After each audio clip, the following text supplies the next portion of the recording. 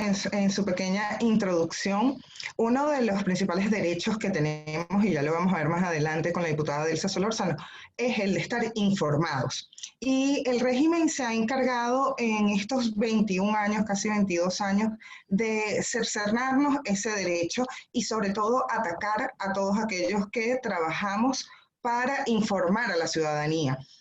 Nada más en este periodo de pandemia, en donde llevamos cuarentena, el primer mes vimos que tuvimos 62 ataques a la prensa con 18 periodistas detenidos.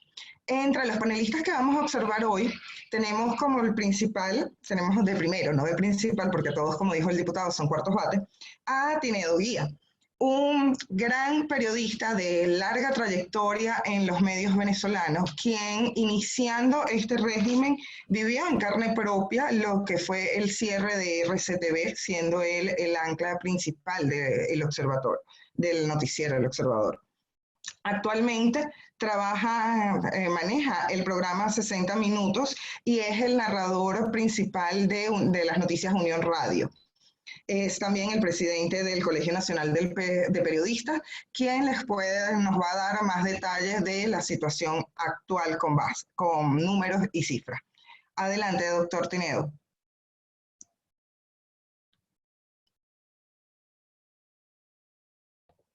Doctora.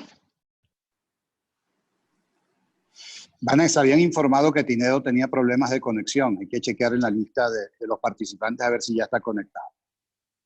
No, no lo veo por acá conectado. Si no, vamos a esperar. Cuando llegue le damos el derecho de palabra.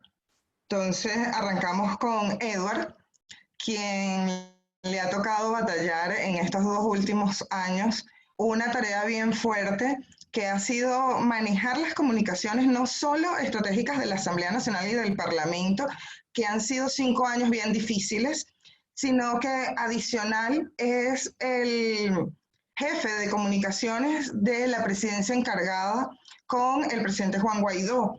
Tampoco ha sido fácil este proceso donde ha sido uno de los principales perseguidos y señalados también por parte del régimen. Te damos la palabra, Edward, para que tú nos comentes más de tu parte. Bueno, Vanessa, agradecido a ti, colega periodista, agradecido con el diputado Luis Emilio Rondón, diputada Delsa Solórzano, a la Comisión Especial de Justicia y Paz. Valoro mucho el esfuerzo que hacen para no solamente hoy hablar el tema de los medios de comunicación y la labor de los periodistas, ¿no? Sino todo lo que concierne pues, a los derechos fundamentales del hombre, que es la libertad, preservar la vida y la libertad, ¿no? Saludo también a los colegas periodistas, Maiker, Mallorca, que ya están aquí conectados, evidentemente, Tinedo cuando lo haga. Y bueno, yo quería finalizar con algo que prefiero decirlo de entrada, ¿no? Y es que yo prefiero una prensa con exceso que una prensa amordazada y silenciada, ¿no?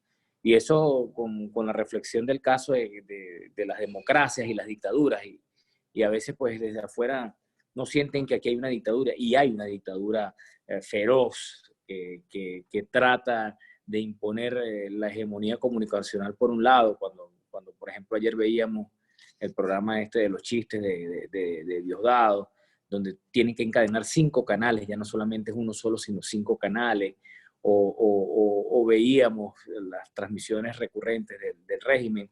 Es una parte de lo que es la hegemonía comunicacional dentro de una dictadura. Y la otra parte de una dictadura es el amedrentamiento, el señalamiento, la persecución y el cierre de medios de comunicación. Ahí lo vemos nosotros claro desde el 2014, más de 80 medios de comunicación han sido cerrados, las agresiones a los periodistas, por citar casos puntuales, el 5 de enero, cuando los diputados trataban de juramentarse de la nueva directiva en la Asamblea Nacional. Posterior a esto, el 7 de enero, donde el periodista también Manuel Covela, el periodista Francesco Maneto del País de España, entre otros tantos colegas comunicadores, fueron agredidos en las inmediaciones de la Asamblea Nacional. El 12 de febrero, pues le tocó a Maiker también recibir palo parejo, por decirlo de alguna manera, en el aeropuerto de Maiquetía, en la llegada del presidente. Entonces, ahí evidenciamos que hay un amedrentamiento y evidentemente una agresión permanente del régimen contra la prensa libre. Por eso yo sigo insistiendo que prefiero una prensa con exceso que una prensa amordazada y silenciada. Pero eso lo logramos solamente en democracia. Y bueno, terminamos diciendo que, bueno, salió mi número, como decimos en el argot periodístico también, salió tu número, aquí todos tenemos un número, y en los políticos también, los diputados, y todo el que hace política y se opone a este régimen sabe que tenemos un número. Bueno, salió mi número el 4 de marzo, en el mismo programa de los chistes. Pensamos que era un chiste nada más, y no son chistes, sino que son verdades, de cierta manera, chistes malos, pero que al final ponen a unos órganos del régimen a actuar, a perseguirte, y hoy pues permanecemos en una cuarentena con clandestinidad, protegiéndonos y preservándonos la vida, pero siguiendo trabajando con el mismo ímpetu que antes, hasta lograr que tengamos una democracia digna, donde todos podamos hacer una vida normal y donde el periodismo siga haciendo su trabajo, que es la crítica, que es la investigación, que es el control de lo que hace en la gestión pública. Bueno, agradecido, y con esto finalizo. Prefiero una prensa libre, con exceso, que una prensa amordazada y silenciada. Gracias, Vanessa, diputado Luis Emilio, diputada Delsa Solórzano, y a todos los que están aquí presentes, colegas periodistas. Gracias a ti, Eduardo. Muy buena frase, que te la voy a robar por ahí, porque realmente es así. Yo que he sido partícipe en medios de comunicación también, he trabajado con ellos, la censura que es muy grande, incluso hemos llegado a un punto de autocensura nosotros mismos por evitar esas represalias y no llegar, o que no nos toque a nosotros ese momento de un exilio o de estar escondidos forzosamente por la persecución constante del régimen. Vamos a darle la palabra a Michael Iriarte, periodista de La Fuente de Política, parlamentaria, especialista en comunicación política y de opinión pública, reportero de TV Venezuela y Unión Radio. Famoso porque sus zapatos rodaron por ahí y se enfrentó directamente no solo a la Guardia, sino a las hordas chavistas que en muchas oportunidades nos los echan a nosotros mismos, los periodistas, para ellos resguardarse y no decir que son las fuerzas de orden público. Michael, bienvenido y gracias por participar con nosotros. Hola, Vanessa, buenos días a ti, buenos días a mis colegas periodistas y a los diputados presentes. Gracias por la invitación el día de hoy. Bueno, yo creo que, y quiero empezar haciendo más o menos un resumen de los últimos 2 años, que han sido bien duros, no solamente para el país, sino muy duros también para la prensa, para los periodistas. Los periodistas no hacemos más que nuestro trabajo. Los periodistas, y yo siempre lo aclaro, no somos dirigentes políticos, ni tenemos una franela de una organización política. Simplemente somos periodistas y estamos para hacerle llegar la información a las personas, a la ciudadanía que en medio de la coyuntura difícilmente tiene acceso a la información veraz y oportuna. Hay diversos artículos de la Constitución que consagran el derecho a la información, y son artículos como el artículo 51, 132, 141, 143, y aún así, en estado de alarma, el artículo 337, que garantiza el derecho a la información y garantiza que la sociedad civil tenga derecho a algo tan básico como es la información. Sin duda alguna, en Venezuela no vivimos en un sistema democrático. En Venezuela, yo desde hace algún tiempo he dicho que vivimos bajo un sistema autoritario y un sistema totalitario que centraliza el poder en el poder ejecutivo, y a raíz de ahí, pues, se obedece a lo que se diga desde el poder ejecutivo. Ahora, la prensa ha sido, digamos, el blanco del régimen, un régimen que ha vulnerado los principales derechos fundamentales, ha vulnerado derechos democráticos en un país donde, de acuerdo a la Constitución, estos derechos tienen que prevalecer y tienen que mantenerse. Es menester incluso decir que nosotros, los periodistas, no somos propagandistas y no tenemos por qué decir lo que el poder quiere que se diga. Hay una frase muy particular que es que el periodismo o es libre o es una farsa. Y yo siempre trato de decir esta frase porque es que los políticos y quien hoy día ostenta el poder cree que los periodistas de los medios privados tenemos que hacer el trabajo que ellos quieren que hagamos. El tema de la hegemonía comunicacional y el tema de la neolengua que la administración de Nicolás Maduro ha impuesto, no solamente este año o estos últimos 2 años, sino que se impuso con la llegada de Hugo Chávez y que se reforzó con Maduro y con, digamos, el control de los medios de comunicación en Venezuela, es un tema que cala en la población venezolana. Cuando vemos términos como que en 2014 y en 2017 no hubo protestas, sino guarimbas, ahí se entiende cuál es el objetivo del régimen en Venezuela. Ahí se entiende que lo que se quiere es malponer y es, digamos, penalizar a quien piensa distinto y a quien busca, digamos, diferir de lo que se dice desde el poder. La labor de los periodistas en este momento yo creo que es muy particular.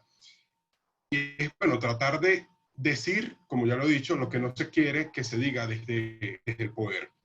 Cuando en reiteradas oportunidades los periodistas somos atacados, no es por casualidad. Vemos que recientemente han atacado residencias de colegas periodistas con frases como la furia bolivariana. Ahora, ¿quién define qué es la furia bolivariana? Eso hasta ahora no se sabe qué significa, pero hay algún, como lo decía Eduardo Rodríguez, hay un mensaje allí implícito que se impone desde el canal del Estado, que debe ser un canal de todos los venezolanos. Y ese mensaje no ha llegado solamente a los dirigentes políticos, sino que también ha llegado a colegas periodistas. La persecución en la pandemia, en el estado de alerta en el que está Venezuela, como ya lo decía, en el artículo 337 está consagrado el derecho a la información aún en estado de catástrofe en Venezuela. Y en este momento ha habido al menos más de 50 periodistas vulnerados, perseguidos en medio de la pandemia. La pandemia se ha tratado de militarizar para que la información no se lleve. Pero el tema es que en medio de la hegemonía comunicacional que impone el régimen, hay algo, digamos, alternativo, veraz y oportuno, que son las redes sociales y son los distintos mecanismos que tenemos los comunicadores sociales para hacer llegar esta información. Ahora, también está las personas que son infociudadanas, que también han sido vitales en este proceso que está viviendo Venezuela, que es un proceso complejo y duro, porque se vulneran, como ya lo he dicho, los principales derechos en nuestro país. La gente tiene que entender también que cuando se vive, porque mucha gente dice que en Venezuela se vive en dictadura, bueno, los periodistas también estamos viviendo bajo ese mismo sistema. Cuando se ataca en la calle, que es muy complejo, a periodistas, porque en el medio en el cual trabajan no se dice lo que la gente quiere escuchar. Hay que entender que ese medio está viviendo también bajo el mismo sistema en el cual vive la sociedad que tiene derecho a la opinión difícilmente, a la información. Yo creo que el derecho a la información es lo que están tratando en este momento de silenciar para que las personas no entiendan realmente qué es lo que está ocurriendo en el país, para que se imponga el clima de opinión a través de los canales del Estado y a través de la hegemonía comunicacional del bloqueo internacional, y por qué la gente entonces no puede saber que hay dificultades que se han presentado desde hace años y que los medios de comunicación las han reseñado, dificultades como, por ejemplo, la producción petrolera. La producción petrolera no es una producción que cayó de ayer a hoy, es un debacle en la industria petrolera que ha venido desde hace años y que en reiteradas oportunidades los medios han tratado de informar. Pero a través del Estado, como ya lo he dicho, se busca entonces imponer esta verdad. Yo no quisiera extenderme más, pero sí quisiera dejar claro en este foro, al cual estoy agradecido por la invitación, que los periodistas somos el enlace entre la gente y los políticos, que los periodistas no tenemos, como ya lo he dicho, una bandera política en la mano y no apoyamos gobiernos, simplemente debemos ser críticos y debemos ser libres, porque de lo contrario no es periodismo, es una farsa y es, digamos, comunicación corporativa al gobierno de turno. Muchas gracias por la oportunidad.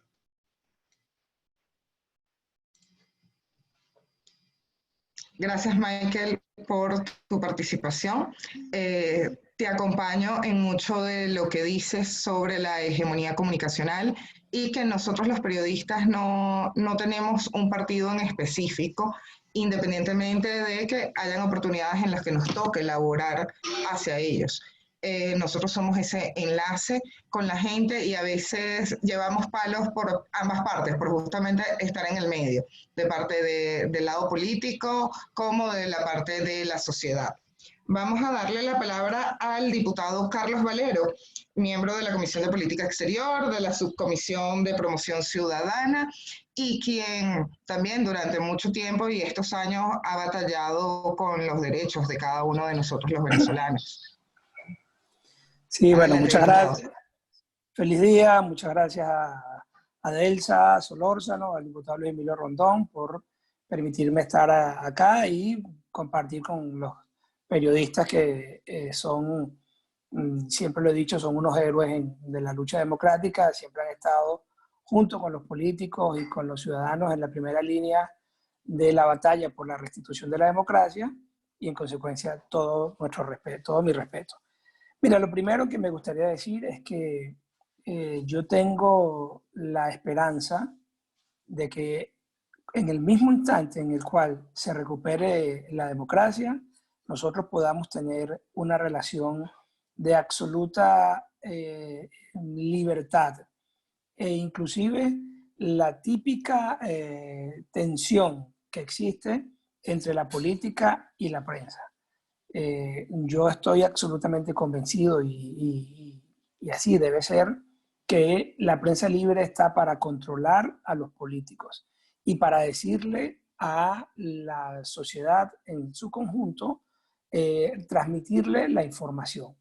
En consecuencia, siempre habrá una tensión entre la política, entre el poder y la comunicación, y eso debe y tiene que ser así. Comparto lo que dice Edward desde el principio, cuando comentó que era mucho mejor los excesos de la prensa que una prensa amordazada. Ese es el principio democrático.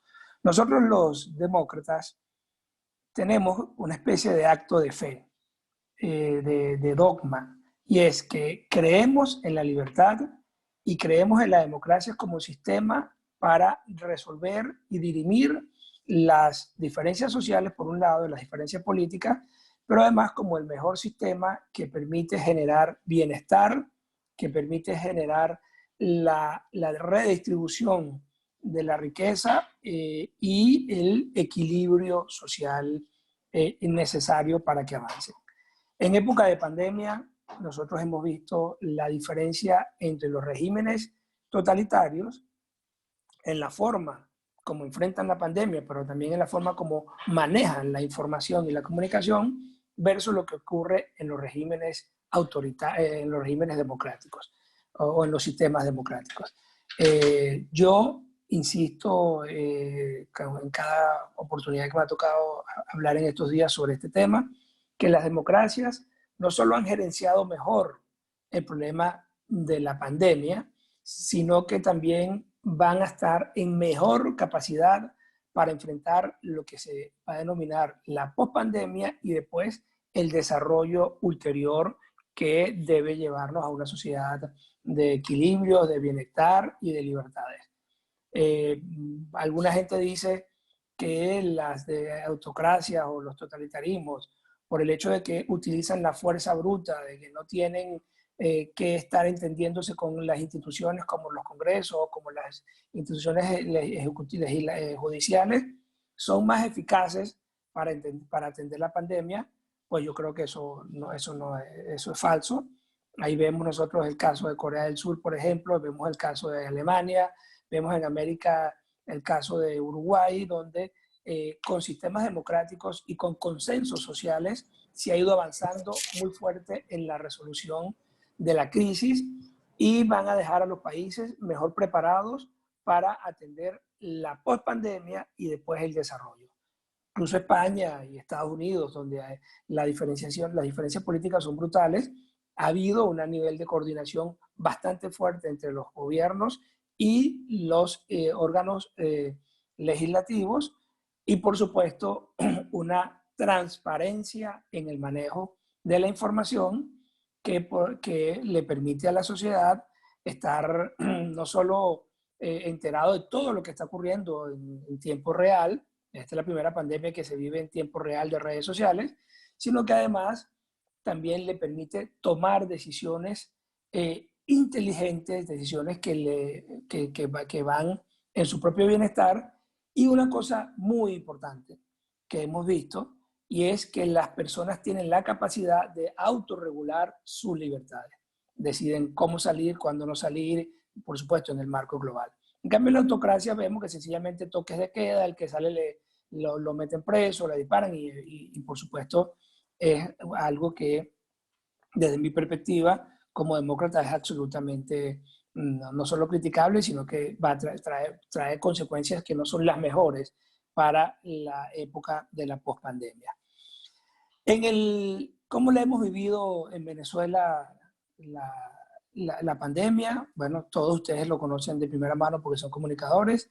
Hemos visto un manejo de la información absolutamente sesgado, profundamente oscuro, manipulado, y también hemos visto además cómo se ataca a los medios de comunicación que dicen verdades distintas a las del régimen usurpador de Nicolás Maduro.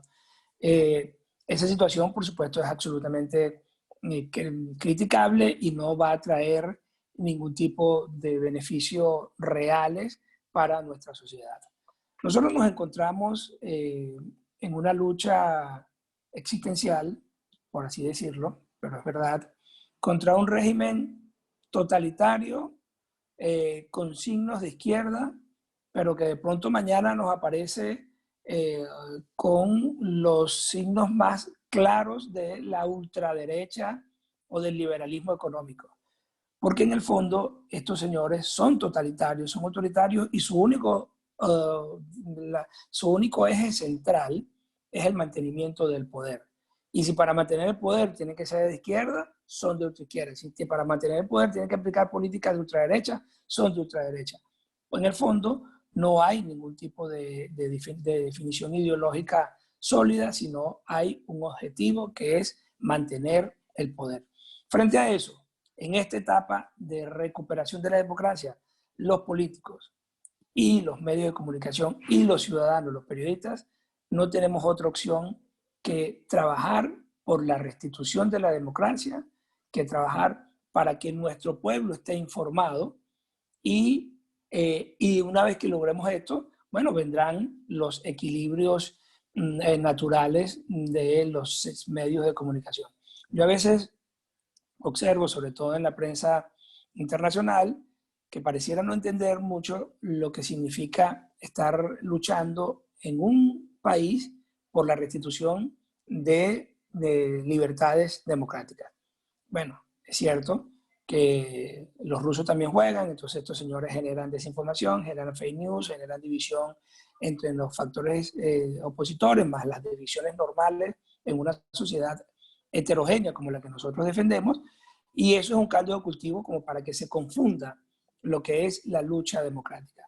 Pero evidentemente no nos queda otra que trabajar mancomunadamente todos los sectores que creemos, como casi que lo dije al principio, como un tema de fe, de dogma en la democracia y en las libertades, para recuperar la democracia en nuestro país. Y tenemos además un reto muy importante, y es cómo hacemos que la información vaya bajando, no solo a través de las redes sociales, que es un tema muy importante, pero hemos visto cómo el régimen y cómo los aparatos de propaganda que se van generando, que no son solo locales, porque estos tienen aliados en otros gobiernos autoritarios y totalitarios del mundo, cómo van generando mecanismos de desinformación en redes sociales, cómo aparecen el tema de los fake news, en fin. Entonces ahí hay, en el tema de las redes sociales, que es nuestra principal herramienta de comunicación, debemos buscar la forma de ir limpiando la de fake news y de ir dándole mayor potencia, pero también es muy importante que nosotros generemos mecanismos de comunicación alternativos, y ahí los partidos políticos son clave, las ONGs, los sindicatos, los gremios, que sean, digamos, 1.0.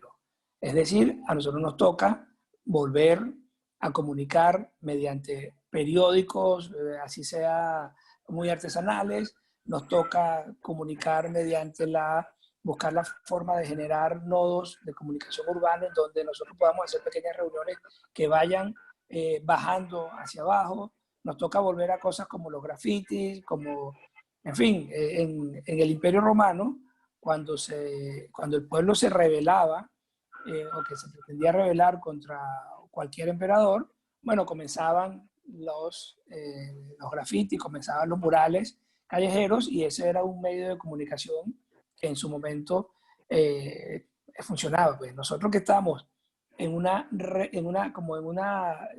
regresando, no sé si un siglo atrás, o por lo menos 4 o 5 décadas atrás, en cuanto a nuestra forma de vida, nuestra calidad de vida, con el internet más limitado y con los medios más controlados, nos toca como reto, repito, el tema de optimizar la información a través de las redes sociales y buscar mecanismos alternativos para que nuestro pueblo esté enterado de lo que se está haciendo.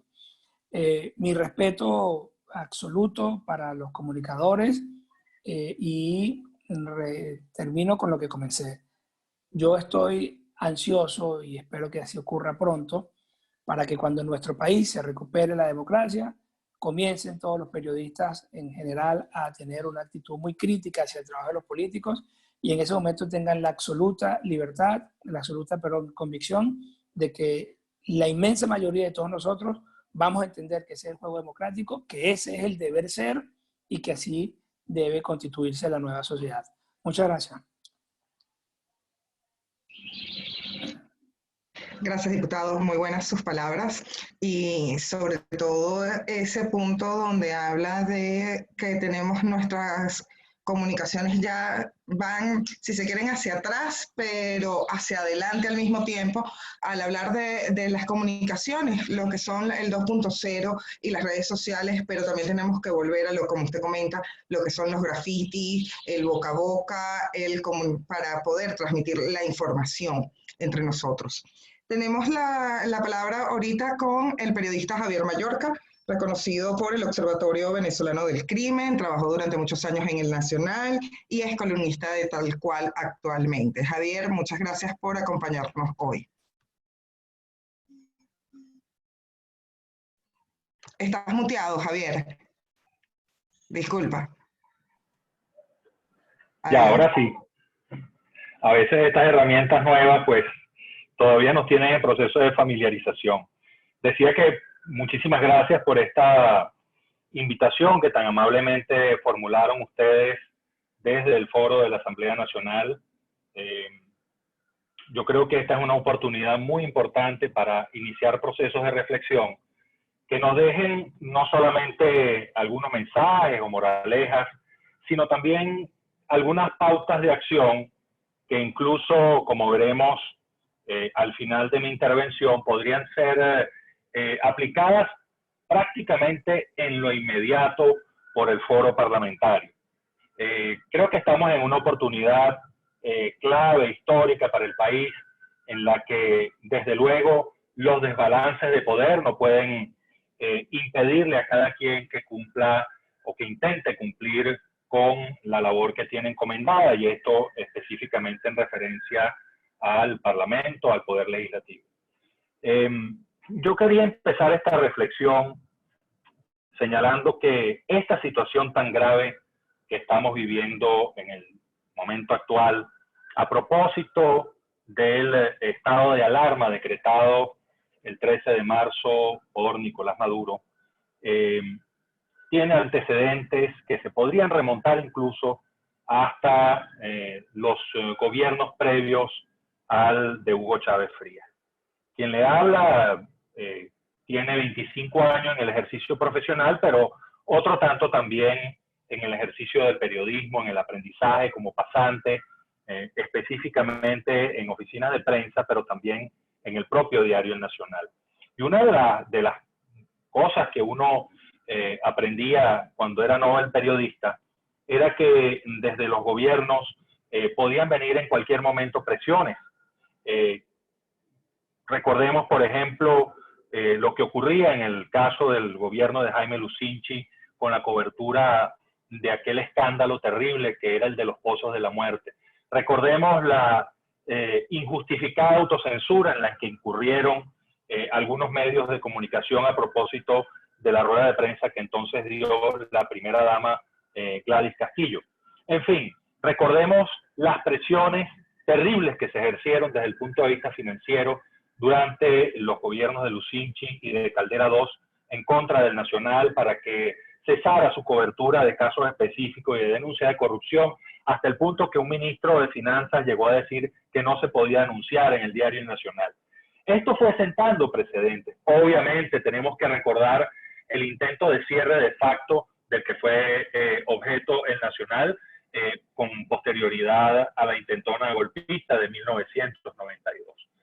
Desde luego, son casos que uno podría tomar como confirmaciones a una regla que en ese momento sí avalaba la libertad de expresión, pero con muchísimas restricciones y sobre todo en un esquema en el que no existía una cultura democrática de información.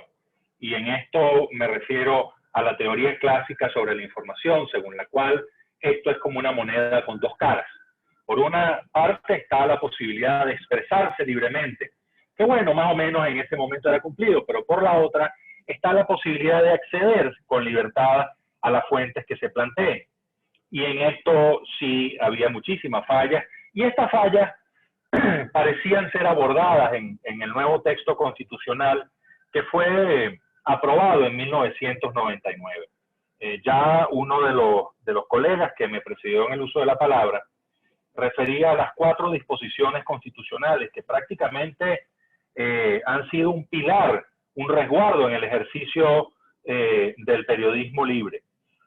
Sin embargo, hemos visto que después en el desarrollo legislativo que vino especialmente a partir del año 2004 con la aprobación de la infausta ley resorte hasta este momento actual en que vivimos, pues prácticamente todo ha tendido a poner paréntesis, a ponerle bridas, a ponerle muros de contención al ejercicio del periodismo libre y en fin de cuentas al ejercicio del derecho de informar, que también recae o beneficia a todos los ciudadanos de este país. De manera que esto no solamente cuestiona o pone, digamos, genera situaciones de riesgo para los profesionales de la comunicación, sino también para los ciudadanos que en algún momento están manifestando o tratan de divulgar informaciones sobre situaciones con las cuales tienen contacto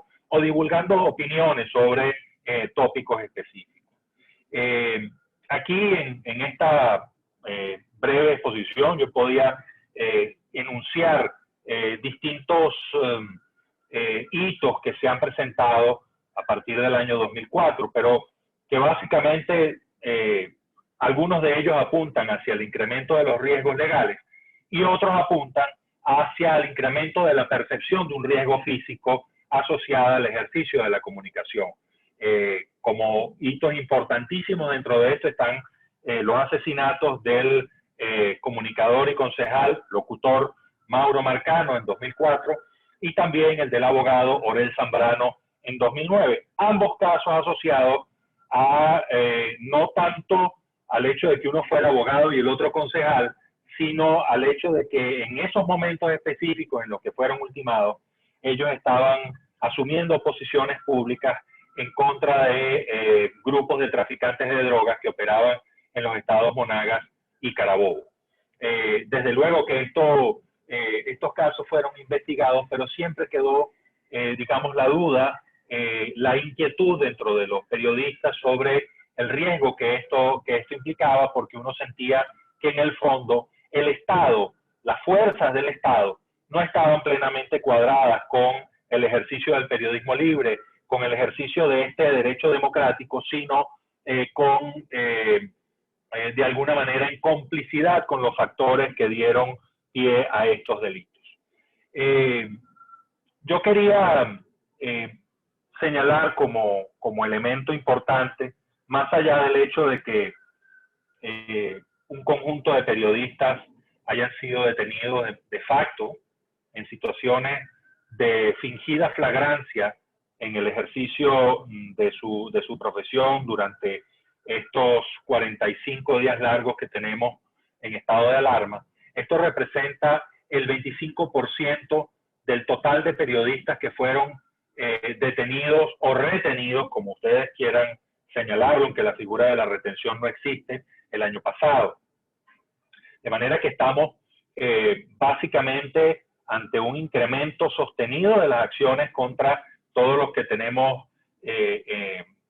al ejercicio de la comunicación y del periodismo como medio de vida, pero también se han emprendido acciones de facto contra enfermeros, contra médicos, contra personas que son líderes sociales, contra cualquiera que de alguna manera intente romper los mecanismos de hegemonía comunicacional que el gobierno ha implantado y en los cuales hay que reconocer que ha sido muy persistente, y de esa persistencia ha derivado cierto grado de éxito, puesto que en este momento, si analizamos lo que es la ecología de comunicación en Venezuela, la balanza se inclina, pero tremendamente, hacia todos los mensajes y todas las reproducciones que hacen de esos mensajes a través de los medios y las cuentas del oficialismo.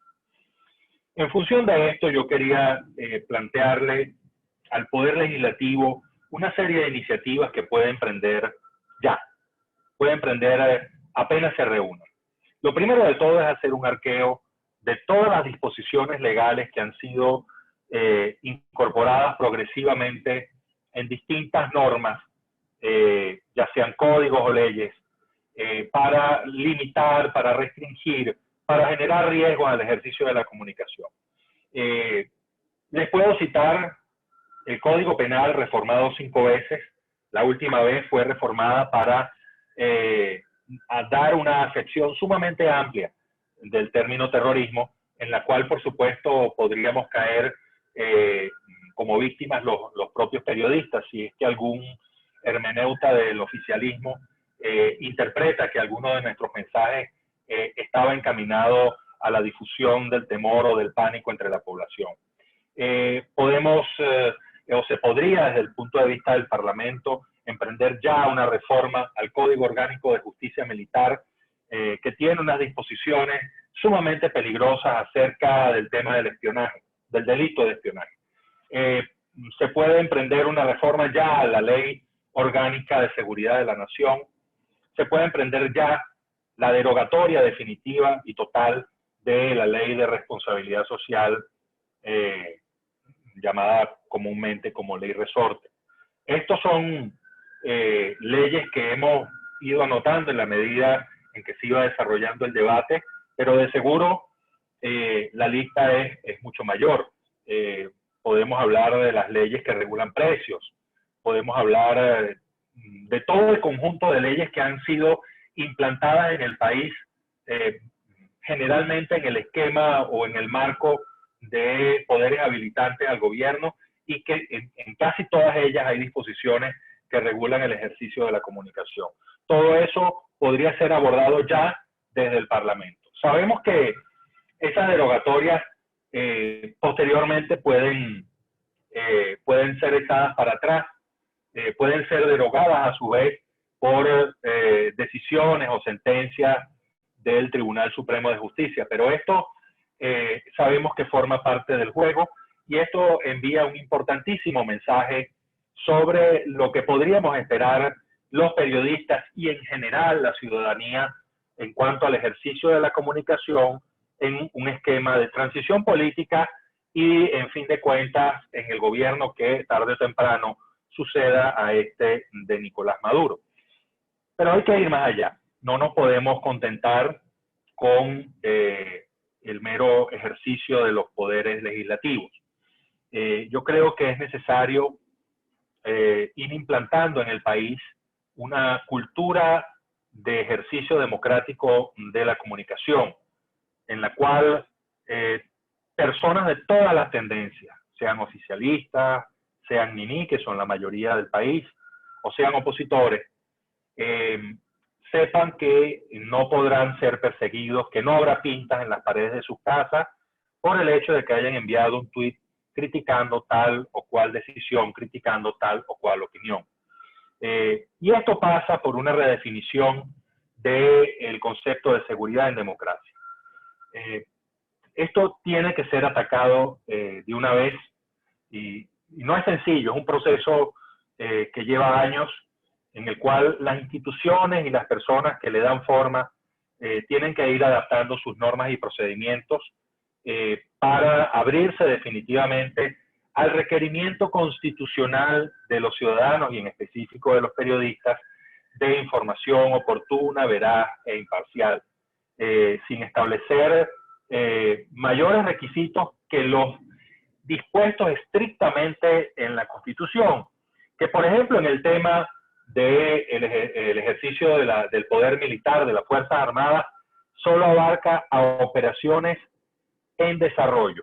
Imagínense ustedes, solo abarca operaciones en desarrollo. Cuando la Fuerza Armada adapte sus normas y procedimientos de información a este precepto constitucional, pues habremos avanzado muchísimo. Y esto, por citar solamente una de las instituciones más importantes en la actualidad política del país, pero podríamos ir a la policía, podríamos ir a los ministerios del área económica, podríamos ir a los ministerios del área social y de salud, que en este momento, por ejemplo, solo informan sobre hechos ocurridos hace 2 o 3 años en sus anuarios. De manera que todo esto nos habla de un enorme esfuerzo que es necesario emprender y para el cual no se puede esperar. Yo creo que es necesario que el Parlamento empiece a enviar mensajes importantes en ese sentido, lo cual dirá mucho de su talante democrático. Y con esto termino mi intervención, desde luego abierto a cualquier pregunta.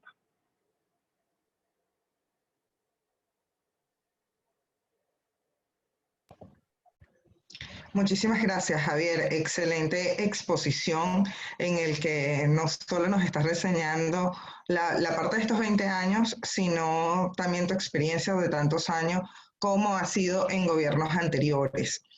Recuerdo yo, lastimosamente, el doctor Tineo Guía no se ha podido conectar, no solventó el problema de la comunicación, pero recuerdo que cuando me dio clase en su momento, él decía que los periodistas tenemos que ser opositores a la fuente, independientemente de que estemos a favor, no estemos a favor, sea de gobierno o sea de oposición en su momento. Hablaste muy bien y unas excelentes recomendaciones para el Parlamento, que estoy segura que los diputados aquí presentes, no solo el diputado Luis Emilio Rondón y la diputada Delsa, igual que el diputado Carlos Valero, hay otros diputados que se encuentran presentes acá en el foro, que agradecemos su participación de acompañarnos, al igual que los demás colegas periodistas que se encuentran hoy acá. Quiero refrescarles, si desean algunas preguntas que quieran ir colocando, pueden hacerlas a través del chat para cuando concluyamos las ponencias del periodista Manuel Covela, que nos falta, y la diputada Delsa Solórzano, pasar a esa ronda de preguntas y no extendernos mucho en el tiempo. A continuación, Manuel Covela, reconocido periodista, reportero de Venevisión, quien también ha sido víctima en muchos casos de la represión del régimen, de la gente, de la censura y bueno, en fin, de todo lo que nos acae a nosotros los periodistas y que seguimos comunicando acá. Manuel, adelante. Bueno, primero agradecerles a todos ustedes la invitación para participar en este foro y saludar a los diputados que están presentes, a la diputada Delsa Solórzano, al diputado Luis Emilio Rondón, al diputado Carlos Valero y también un saludo fraterno a los colegas que están aquí presentes. Bueno, han sido muy completas todas las ponencias que se han realizado aquí hasta ahora. Yo quisiera reflexionar o agregar que la información es importantísima en estados de este momento, en medio de una pandemia mundial, valga la redundancia. Ya varios de mis colegas allí estuvieron destacando que en estados de alarma, en estados de excepción, los derechos humanos no se eliminan. El derecho a la información y el derecho a la libertad de expresión son derechos humanos y deben preservarse en medio de estas situaciones. Y yo lo que quisiera destacar es que la información precisamente en estos momentos es clave. Ya desde el inicio de esta crisis, pues se ha debatido la manera en que se ocultó la información en el epicentro de esta pandemia, en China, y que de no haberse ocultado lo que estaba pasando allí desde un principio, quizá hoy la realidad del mundo fuera otra, quizá o muy posiblemente la gravedad de la situación no fuera tan grande, ni habría adquirido la magnitud que se ha expandido hasta este momento. Quizás si desde el primer caso que data desde diciembre se hubiera pues alertado y se hubieran tomado todas las medidas correspondientes, quizá hoy no estuviéramos en esta situación tan grave.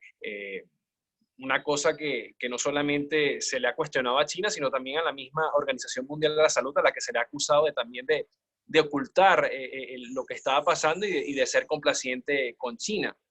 También hemos visto que ya en China pues, se iniciaba la persecución a los periodistas y a los médicos que estaban tratando de manera directa los casos, cuando se hablaba de unos casos de neumonía extraña o de nuevo tipo de neumonía, estaban ya tratando de alarmar lo que eso significaba y bueno, ya empezaron allí la persecución, tratar de tapar la información y precisamente si no se hubiera pues realizado esta práctica, quizás como había dicho antes, hoy esto no tendría la magnitud que estamos viendo hoy y quizás se habrían salvado miles o se habrían evitado miles de muertes como han ocurrido en todo el mundo. No solamente en China, hemos visto también que quizás los gobiernos del mundo, cuando emiten estos estados de alarma para tratar estas emergencias, muchos han caído en la tentación quizás de pues, poner límites al flujo de información. Y no solamente estoy hablando de regímenes, pues, digamos, autoritarios, totalitarios, también se le han señalado a estos gobiernos como el de China. Hemos visto también que en países cuya democracia es reconocida, varios países de Europa, en la misma Estados Unidos, como también se han denunciado trabas al flujo de la información. Puedo citar ejemplos, por ejemplo, en España, si bien allí las autoridades dan un reporte diario del flujo y del desarrollo de la pandemia, hubo momentos en los que los periodistas protestaron porque cuando en la sede del gobierno, en la Moncloa, querían hacer preguntas, pues había allí un filtro, mandaban las preguntas por WhatsApp o por correo electrónico y allí las filtraban y escogían 5 o 10 preguntas para realizárselas al presidente Pedro Sánchez. Bueno, allí protestaron y después se abrió esto un poco más y se puede ver ahora cómo después de las comparecencias del presidente, hay allí pues también precisamente por esta plataforma Zoom y por otras plataformas tecnológicas están allí y pueden los periodistas hacer preguntas sin filtro. En Estados Unidos también ha habido denuncias que en las ruedas de prensa de Donald Trump, pues cada vez son más cortas y en algunos casos no ha permitido las preguntas de los periodistas que están allí en la sala de prensa de la Casa Blanca. Y si ya pasamos a nuestro país, bueno, esto pues, la centralización de la información a mí no me tomó por sorpresa, ya pues sabemos bien la situación en la que vivimos en nuestro país y bueno, hablando de la centralización de la información aquí en cuanto a la evolución de la pandemia, ya hemos visto casos de persecución a periodistas que fueron detenidos por solamente dar una cifra de casos. Han también apresado a médicos que se han quejado porque les ha faltado guantes, les han faltado mascarillas, les falta por denunciar falta de agua en hospitales. Y recuerdo ahora una rueda de prensa que dio la semana pasada el doctor Julio Castro, que es un reconocido epidemiólogo del país y que está en la Comisión presidencial que nombró el presidente interino Juan Guaidó y que nombró la Asamblea Nacional para evaluar la situación, él decía que no tiene certeza de en qué situación de la pandemia estamos en Venezuela. Es decir, que no puede él decir con total seguridad si ya Venezuela está en la fase de expansión, porque no tiene la información epidemiológica que le permitiera a ellos con base decirle al país en qué situación de la pandemia estamos, y a falta de esto, pues tampoco se puede dar un diagnóstico, ni tampoco se le puede decir a la población si hay que reforzar las medidas de seguridad y de protección para evitar la propagación de la pandemia. Entonces, lo que yo quería dejar como reflexión es eso, que la libertad de expresión y la libertad de información son derechos humanos y como tal son invulnerables, deben ser invulnerables. Y en medio de estas situaciones de estados de emergencia, de estados de excepción, en medio de una pandemia, es cuando más importante es el flujo de la información, porque de acuerdo a la información y al nivel de información que se tenga, pues se pueden tomar las mejores decisiones para enfrentar una pandemia donde está en juego y donde se está en peligro la salud de la población. Eso es lo que quería yo aportar aquí a este foro.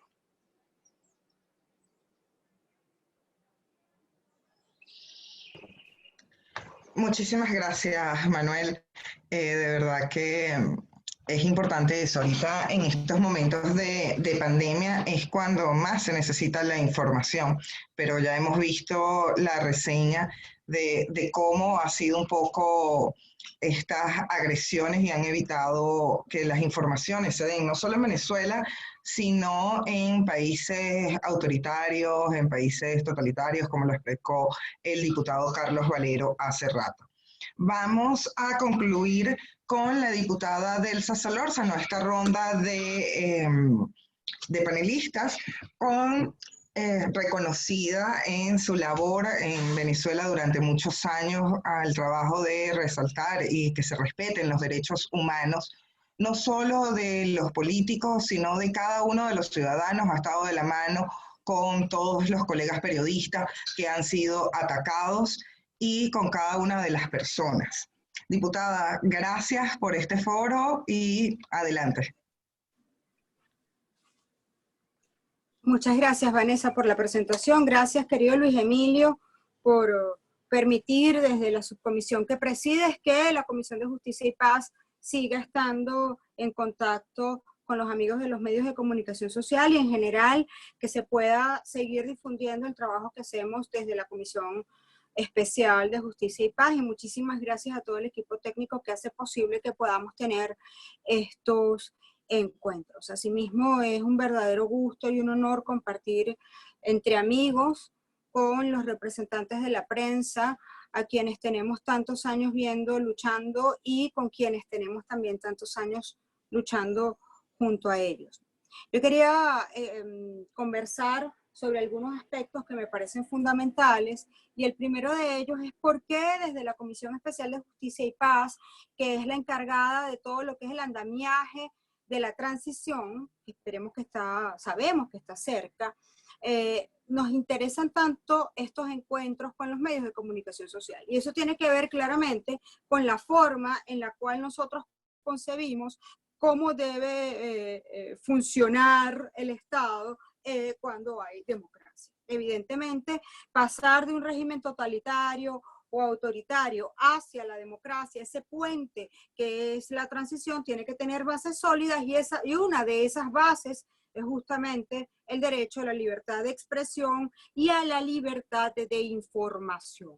En tal sentido, evidentemente, cuando nosotros queremos transitar de un proceso como el que estamos viviendo actualmente, donde la prensa libre es perseguida, donde no tenemos canales de televisión ni ningún otro medio de comunicación que pueda decir con certeza que goza de libertad, porque además incluso Vanessa decía al principio el clamor porque cese la autocensura, pues bueno, evidentemente existe autocensura porque los medios, los pocos que quedan abiertos, se ven obligados a ello para poder garantizar que puedan seguir al aire. Y entonces allí se quiebra un poco la premisa a la que hacía referencia nuestro queridísimo Edward al principio. Yo prefiero una prensa libre, yo quiero una prensa absolutamente libre, pero una circunstancia como esta, pues bueno, pareciera que tenemos que conformarnos con cualquier tipo de prensa o con cualquier tipo de canal para poder tener, aunque sea una microscópica ventana hacia la comunicación y hacia la expresión. Entonces, cuando vemos un régimen que nos dice cosas como, por ejemplo, no, en Venezuela hay libertad de expresión, porque usted dice lo que le da la gana. Entonces, pasamos a evaluar qué es la libertad de expresión y cómo está contenida ella en los tratados y acuerdos internacionales. Y resulta que la libertad de expresión tiene varios requisitos. Y para que podamos concluir que hay libertad de expresión tienen que darse todos ellos. Entonces, el primero de ellos es, por supuesto, desde el punto de vista periodístico, tener la libertad plena de poder investigar, de poder acceder a la fuente y de que, en efecto, esa fuente pueda ser protegida por el periodista. El segundo de ellos es poder comunicar libremente los resultados de una investigación, y el tercero es, pues, por supuesto, no ser perseguido por lo que usted ha investigado. Pero también hay un requisito, que es la libertad de decir. Es decir, repito, son varios requisitos: libertad de investigar, libertad de proteger a la fuente, libertad de decir y derecho a no ser perseguido. Cuando se cumplen todos estos requisitos, usted puede decir que tiene libertad de expresión. Pero en Venezuela lo único que hay es una relativa libertad de decir, porque si usted investiga mucho, va preso. Si usted investiga y no protege la fuente, también puede ir preso. Si usted investiga, protege la fuente y dice, también puede ir preso. Es decir, no se cumplen con los requisitos que establecen los tratados, acuerdos y pactos internacionales para que se pueda entender que hay libertad de expresión en el país. De tal manera que este es un derecho absolutamente ausente. Si eso nosotros lo concatenamos con los mecanismos que imponen los sistemas terroristas o los sistemas autoritarios o los sistemas antidemocráticos, pues trae consecuencias terribles como las que el mundo está viviendo hoy frente al coronavirus. Más allá de las investigaciones científicas que claramente se están haciendo, más allá de declaraciones recientes como la de Angela Merkel, que ha sido reconocida como una de las líderes mundiales que ha tenido mejor manejo con el tema del coronavirus, donde exige al gobierno chino la verdad del origen del virus. Pues bueno, más allá del origen científico del mismo, hay una realidad que es la razón por la cual se ha propagado en el mundo. Repito, esto va más allá del origen científico, de las características científicas del virus. Hay una realidad, que es que el régimen chino ocultó la verdad. Y cuando se oculta la verdad, esto trae consecuencias. Y en este caso, la consecuencia ha sido terrible para el mundo. Por ello, este tipo de regímenes, y allí lo concatenamos con el tema de Venezuela, traen terribles consecuencias para los ciudadanos, donde hoy nadie sabe verdaderamente dónde estamos parados en nuestra nación con relación al tema del coronavirus, y lo único que sabemos es que todos los días dan una cifra que no cuadra, que no coincide. Sabemos también, por cierto, que Maduro no sabe sumar, etcétera, pero no sabemos cuál es la verdad que atraviesa hoy Venezuela con relación a este terrible virus y a esta terrible pandemia que nos tiene a todos encerrados en las casas y sin tener posibilidad real del ejercicio pleno de nuestros derechos en el país. Más allá de que evidentemente Venezuela ya estaba sometida a un aislamiento, de que aquí no viene nadie, de que aquí no hay turismo, etcétera, hoy estamos enfrentando, repito, una situación de incertidumbre debido a que las cifras del régimen es difícil que alguien las crea, ¿no? Y además han secuestrado la información y las pruebas a través del Instituto Nacional de Higiene y todo esto que ustedes bien saben porque ha sido muy enfático el doctor Julio Castro en explicarlo. De tal manera que si nosotros vemos el panorama actual, resulta pues muy claro que si nosotros queremos tener democracia, es necesario, es menester que, repito, podamos tener unos medios libres y un sistema de información verdaderamente libre donde se respeten estas características y estos requisitos que establecen las normas legales nacionales e internacionales para que verdaderamente pueda considerarse que hay libertad de expresión y libertad de información, que son dos derechos que están de la mano. Por ello, desde la Comisión de Justicia y Paz, para nosotros es importante que se sepa que todo lo que nosotros estamos diseñando desde el punto de vista institucional se fundamenta en un Estado garantista de derechos humanos, de todos los derechos humanos, que van obviamente desde la garantía del derecho a la vida hasta la alimentación, la salud, la educación y pues por supuesto los derechos que tienen que ver con la libertad de expresión y con la libertad de información y reitero que por eso es tan importante que nosotros podamos tener este tipo de encuentros con los amigos de la prensa. Por otra parte, es evidente que este tipo de regímenes no solamente se caracterizan por tratar de cercenar la libertad de expresión y de información en todos sus sentidos, sino que cuando la sienten cerca, pues la atacan. Y por ello hay una íntima relación entre pandemia y violación de derechos. Y en este caso, el derecho que nos ocupa es justamente el derecho a la información. Entonces, la pandemia está siendo utilizada como excusa para reprimir. Y obviamente uno de los focos de represión que con más frecuencia ataca el régimen es justamente a la prensa libre, a los periodistas, a los medios de comunicación social, pero también a todo aquel que se atreva a expresar sus ideas y su pensamiento, porque estos regímenes no soportan un pensamiento libre porque atentan claramente contra las bases sobre las cuales ellos sustentan su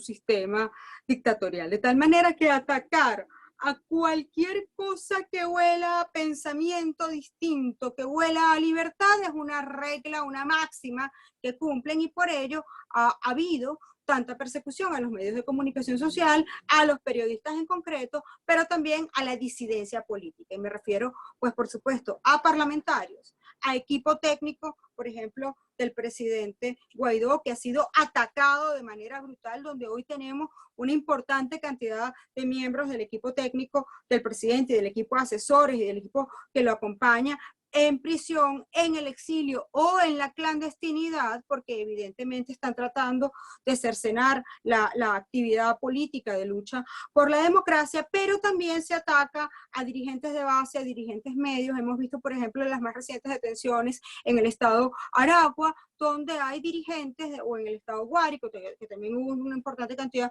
de detenciones, donde hemos visto dirigentes de los partidos políticos que hacemos vida en la Unidad Democrática que han sido detenidos o que están sometidos a graves hechos de persecución. Y cuando hablamos, por ejemplo, de operativos como la Furia Bolivariana, bueno, yo creo que el pasquín de televisión ese que sale los miércoles ha dejado muy claro que esta es una operación de amenaza de muerte constante. Muchos de nosotros hemos sido víctimas de esta cosa que llaman Furia Bolivariana, y ha dicho el señor del pasquín de los miércoles, bueno, que no crean que eso se va a quedar en una pinta en la pared, o en una llamada telefónica, o en un mensaje de WhatsApp, por ejemplo, como los que yo he recibido, donde te dicen, llegó tu hora de morir, por ejemplo. Entonces sabemos que la Furia Bolivariana, si Diosdado dice que no se va a quedar en la amenaza, sino que va a pasar a la acción, y la amenaza es, llegó tu hora de morir, pues bueno, ya sabemos de lo que están hablando, ¿no? Entonces, todo eso, ese sistema de amedrentamiento es lo que en efecto sustenta al régimen de Maduro, que no es otra cosa que la democratización del miedo. Si usted infunde miedo en la sociedad, usted lo que busca con eso es tratar de acallar a la sociedad para poder sostenerse de manera indefectible en el poder. Pero además, y ya con esto concluyo, es evidente que la represión y la persecución no es solamente contra dirigentes, no es solamente contra parlamentarios, no es solamente contra periodistas, sino que va más allá y ataca de manera directa a la sociedad, a una sociedad que hoy está sometida a los colectivos paramilitares, a estos grupos terroristas que están creados a expensas del régimen de Nicolás Maduro. Y si eso lo concatenamos con el hecho de que no se puede denunciar porque el periodista que denuncia puede ir preso, entonces ahí usted tiene la combinación perfecta sobre la cual pretende sustentar sus bases el régimen de Nicolás Maduro. Por ello, para nosotros,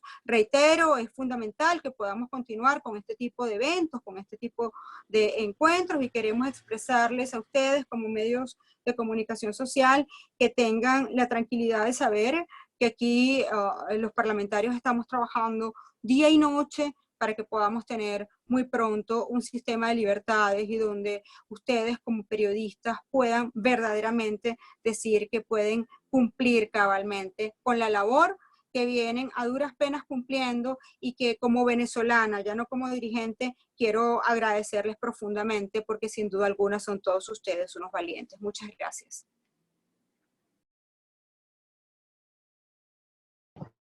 Muchas gracias a usted, diputada, y en nombre de los demás colegas parlamentarios le agradecemos esas palabras con las que cerró, de cariño. Cerramos el foro por el día de hoy. Muchísimas gracias por acompañarnos, sobre todo a los ponentes que tuvimos hoy: Eduardo Rodríguez, representante de la Asamblea Nacional; Michael Iriarte, reportero de TV Venezuela; al diputado Carlos Valero; al periodista también Javier Mallorca y Manuel Covela; a los diputados que organizaron esto, Luis Emilio Rondón y Delsa Solórzano, muchísimas gracias por la oportunidad y por estar siempre de la mano con nosotros. Con esto damos por concluido el Foro Derechos Humanos y Libertad de Expresión. Muchísimas gracias por acompañarnos. Gracias a ustedes, Vanessa. Feliz día. Gracias a ustedes. Un abrazo. Muchas gracias a todos. Un gran abrazo.